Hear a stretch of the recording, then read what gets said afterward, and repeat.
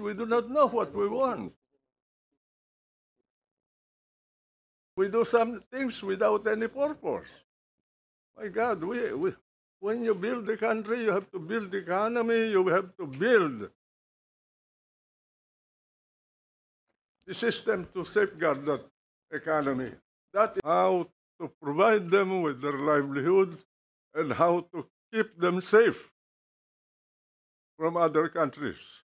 Every country around us is our enemy, potential enemy. No exception. And that's why, may I beg those who have in their minds to destroy CESA, please stop it. There is a purpose for CESA. Until today, that purpose is being pursued. That's all the message that I want to leave you. Thank you, sir. Paano nila na-capture itong Pilipinas?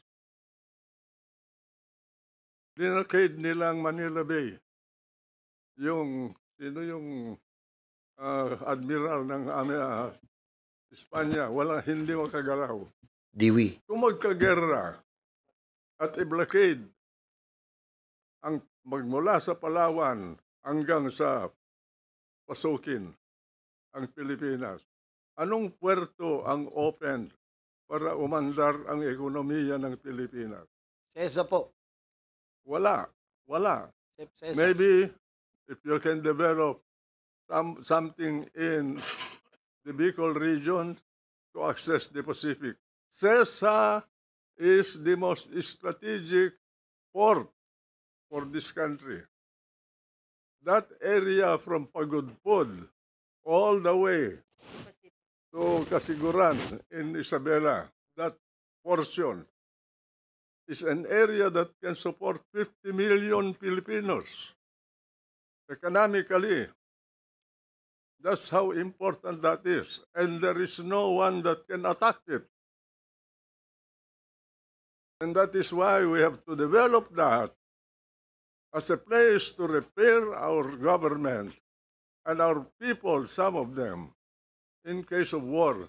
In fact, even the Japanese who invited us, who invaded us, thought of that place as an exit point. They knew what they were doing. We Filipinos, we do not know what we want. We do some things without any purpose. My God, when you build the country, you have to build the economy, you have to build the system to safeguard that economy. That is what China is doing now. They had the timeline. Be rich until 2001, develop your military until 2030, prepare for war from 30 to 50, and conquer the world. That is their purpose.